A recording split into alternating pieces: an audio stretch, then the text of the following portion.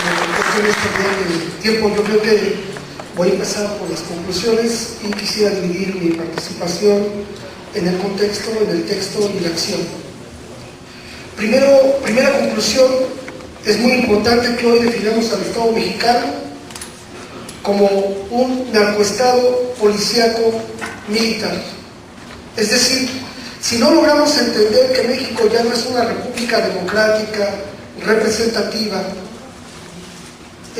donde se elige a sus representantes por voto directo, nos podemos resbalar en la comprensión de lo que hoy estamos viviendo en este contexto de un narcoestado policíaco militar. La segunda conclusión importante es de que efectivamente padecemos ya los estragos larvados pero agudizados gravemente durante este decenio, en esta decena luctuosa de una delincuencia organizada. Y sí, efectivamente existe la delincuencia organizada, pero hay la responsabilidad de Estados Unidos, de Israel y de México para organizar esa delincuencia, para armarla, para dotarla de pertrechos, para dotarla de técnicas incluso de guerra y sobre todo para facilitarles los medios para el lavado de dinero. Dos operativos muy importantes, uno durante George Bush y el otro durante Obama. El primero, receptor abierto; el segundo, rápido y furioso. Entonces, sí, efectivamente esa delincuencia es organizada, la ha organizado el Estado mexicano. Segundo, los dividendos que emanan de esta guerra declarada al inicio del gobierno de Calderón, que está feneciendo ya allí en el Campo Marte, en esa declaración de guerra a la delincuencia organizada, fundamentalmente lo que va por el medio son los intereses económicos del lobby de las industrias militares, que precisamente, artificiosamente, crean conflictos de guerra para brindar asesoría militar a un problema que es social, a un problema que es económico y a un problema que no tiene necesidad de adoptarse como un fenómeno delincuencial o de guerra. El otro aspecto es la injerencia directa, como ya se ha venido demostrando, pero ya no es necesario ni siquiera Wikileaks. Ellos han tenido que declarar y aceptar que hay injerencia directa y participación directa. Y sí hay información de inteligencia y contrainteligencia que hace Estados Unidos, y sí hay intercambio con México, porque a México le dicen: mire, ejecuta a fulano, ve por él, deténlo en tal lado, es decir, y en este operativo vamos a ir también contigo. Y es la DEA y es la CIA. Y hoy esos dos agregados de la Embajada de Estados Unidos, que ya se les está olvidando que son agentes de la CIA, que fueron atacados en Tres Marías, pues son agentes de la CIA en acciones directas en ese proceso de inserción en los operativos por parte de ellos. Es también este show mediático que hemos estado viviendo con esas campañas, como Genaro García Luna inició e inauguró su mandato al frente de la Policía Federal, y que tantos estragos también nos ha causado, porque es un fraude judicial cuando se nos hace creer que se está deteniendo a personas cuando son realmente shows o son detenciones concertadas de esta manera. La guerra que hoy padecemos, la tercera tesis importante, es que vivimos la crisis humanitaria más grave en la historia reciente de México después de la revolución de 1810. O sea, es una situación gravísima, es una crisis humanitaria sin ningún paralelo en nuestro país, y que ha causado ya cerca de 100,000 víctimas humanas, alrededor de 15,000 desaparecidos, miles de personas torturadas y casi 300,000 personas que están abarrotando las cárceles de nuestro país en un gran negocio que ni nos previene los delitos, ni nos da seguridad, ni ayuda en mayor cosa a nuestra situación. El otro elemento contextual que es importante señalar era lo que ya se había mencionado, este combate sistemático en contra de las FARC y el proceso de aniquilamiento. Pero antes de pasar a esa parte, sí quiero señalar que la cooperación con Colombia data de mucho tiempo atrás y que, por ejemplo, cuando este grupo México Unido contra la Delincuencia hacía sus señalamientos de cómo se había generado el secuestro en México y se había incrementado, acusaba a los grupos insurgentes de que con su ejemplo, por el alto impacto que tenían los secuestros y por los altos dividendos que obtenían, eran los responsables de que este fenómeno se replicara. Contrariamente a eso, la génesis del fenómeno del secuestro y su gravedad que vivimos, que hoy a cualquier persona por unos cuantos pesos le secuestran o le quitan la vida sobre este tipo de extorsiones,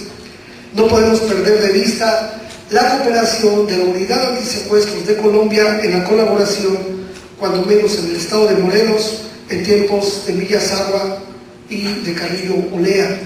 cuando se descubre ahí unos policías de la Unidad Antisecuestros, entrenados por colombianos, que trataban de deshacerse de un cadáver en la autopista ahí en Cuernavaca. Es decir, esta situación tan grave que hoy permea, y nosotros lo vemos cuando vamos a la Procuraduría General de la República a pedir informes sobre la investigación de la averiguación previa que hay en contra de los responsables de la masacre de Sucumbíos, de ese operativo Fénix, vemos la pasmosidad con la que se actúa y la celeridad con la que se actúa en el otro sentido, a tratar de criminalizar a los muchachos, vinculándolos a situaciones que en nuestro país no hubo ningún antecedente de ellos que estuvieran cometiendo ningún acto delictivo o delictuoso, a pesar de que durante varios años previos a su ejecución ahí en Sucumbíos, ya los grupos de apoyo a Colombia estaban siendo criminalizados y estaban siendo investigados de manera bilateral por México y por el Estado colombiano. La injerencia directa en acciones de inteligencia en México por parte de Colombia está también bien documentada en los archivos que existen en las propias cortes en Colombia con relación a la manera en que el DAS actúa y genera sus operativos.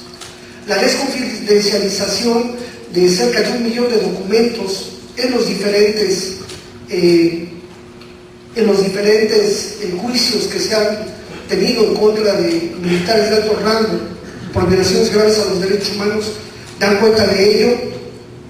Y tenemos que señalar hoy también que del operativo Fénix, los jueces en Colombia han determinado que las pruebas que emanan de ese operativo son ilícitas porque no respetaron las normas internas del Estado colombiano ni los tratados de colaboración con Ecuador, para que fueran el Ministerio Público y la Procuraduría quienes se ocuparan de preservar, de recibir las pruebas y de hacer las investigaciones, y que fue la Policía Nacional Colombiana y el Ejército Colombiano quienes hicieron todo ese sembrado o esa manipulación de las pruebas, y hoy estamos en este caso de orden internacional. El otro aspecto importante también que tenemos que mencionar es que en estos operativos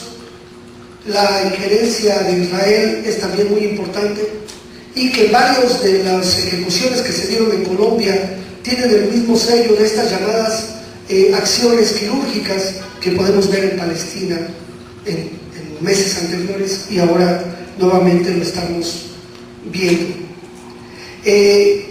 También es necesario cómo demostrar esta sistematicidad de los crímenes de la ejecución extrajudicial como norma del Estado colombiano para poderlos tipificar como delitos contra la humanidad. En este contexto en el que la guerra deja grandes dividendos, en el que no se combate el secreto bancario, no se combaten conductas que generan grandes ganancias, y sin embargo se determina de manera ad hoc un sistema de que define qué es un delito y qué no lo es. Y esto hace que de ahí vivamos situaciones tan graves, por ejemplo, que las personas que pasan indocumentadas por nuestro país sean fácil presa de los grupos delincuenciales vinculados con las instancias oficiales del gobierno. Podía ser resuelta sencillamente con un visado y con rutas seguras para que no tuvieran que recurrir a la bestia o a lo que se someten durante su tránsito por nuestro país. Ahora, tenemos un reto con los textos, es decir, hoy estamos luchando contra la impunidad. Estamos dándole seguimiento a todos los responsables de la cadena de mando del operativo Fénix, desde Álvaro Uribe en su carácter de presidente en su momento, Santos como secretario de la Defensa o ministro de la Defensa, Naranjo como jefe de la Policía Colombiana y toda la cadena de mando que de ahí se deriva. Pero tenemos obstáculos que los textos nos están generando. Y en parte de la estrategia de lucha que tenemos que hacer, si bien ya existen hoy los instrumentos internacionales que nos permiten tipificar los delitos de lesa humanidad, como es la Corte Penal Internacional del año 98, que ya México la ha ratificado, tenemos que modificar el artículo 21 de la Constitución porque se genera como una Corte ad hoc, porque será el Senado de la República quien define qué casos y qué casos no irán a la Corte Penal Internacional. El otro elemento es que, si bien México ha dicho ahora con las reformas constitucionales que los derechos humanos son ley vigente en nuestro país, lo que pasa es que no existen las normas internas que puedan sancionar los delitos contra la humanidad como delitos graves y por lo tanto eso permite la evasión de la justicia nacional o internacional por parte de los perpetradores de la masacre de judíos y de otros delitos de lesa humanidad. Es decir, en México, a pesar de las reformas penales constitucionales, además de la reforma en derechos humanos en la Constitución, todavía no contamos con los instrumentos para que los delitos contra la humanidad no queden impunes. Por lo tanto, tenemos que modificar el artículo 14 de la Constitución para decir que ninguna ley se aplicará en contrario con carácter retroactivo en el juicio de una persona, salvo tratándose de delitos contra la humanidad que son imprescriptibles. Eso es lo que tenemos que hacer en la Constitución para darle vigencia, porque de otra manera no hay forma. Porque un delito contra la humanidad no tiene inmunidad diplomática, no tiene posibilidad de asilo, no tiene prescripción. Sin embargo, como están tipificados en nuestras normas internas, todavía no es posible. Y parte del lobby que tenemos que hacer durante este próximo sexenio, independientemente de la gravedad del escenario al que nos vamos a enfrentar a nivel parlamentario, tendremos que estar insistiendo hasta que logremos modificar las normas internas. En los textos, como bien Blanche nos lo estaba enseñando por los despachos de la Embajada de Estados Unidos y Wikileaks, el correlativo a nivel mundial o público fue la llamada justicia transicional, a la que nosotros le llamamos justicia transnacional. Es decir, este pacto de alternancias en el poder en el que se negocia la impunidad para que los responsables de los delitos contra la humanidad o violaciones graves a los derechos humanos no reciban castigo, pero se hagan símiles o ciertas cosas que de alguna manera pretendan minimizar o atenuar los impactos. Por lo tanto, tenemos que seguir luchando en ese sentido. Y de estos textos que tienen que ser modificados, todavía tenemos algunos de los cuales nos podemos basar. Porque si bien es cierto, Santos, Uribe y Naranjo son los elementos más altos, la cooperación está ahí y constantemente personal de Colombia está participando en esta injerencia directa en los asuntos internos de México. Sin embargo, como símbolo importante, vamos a intentar y haremos este gran esfuerzo porque Santos no sea, cuando menos de manera pública, asesor en seguridad nacional de Peña Nieto, porque Naranjo porque viola la Constitución, viola el artículo 32, también viola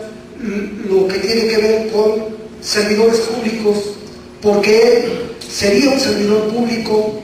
en el momento en que reciba en cualquier modalidad algún ingreso por parte del Estado mexicano, ya sea como honorarios, ya sea como premio, ya sea como algún emolumento, incluso una beca, porque lo establece bien la Constitución todavía, y ahí nos da una oportunidad. Sobre este símbolo podemos trabajar y luchar para estar evidenciando la injerencia extranjera en los asuntos de seguridad interior, y estos son actos equiparados a la traición a la patria.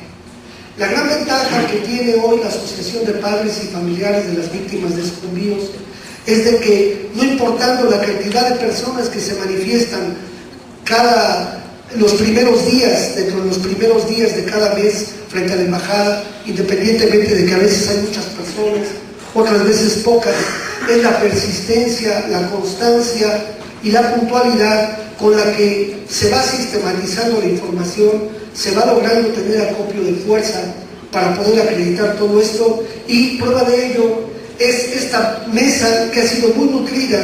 que nos ha obsequiado mucha información muy valiosa que tendrá que ser judicializada en su momento, sistematizada, y que pretendemos invitar a los ponentes y a otros más que están en la lista de espera para este tipo de eventos a que nos den su expertise, para que promovamos lo que se llaman documentos de amicus curiae, que es decir, como documentos amigos de la Corte, puedan brindar elementos a quienes puedan ayudarnos a modificar tanto las normas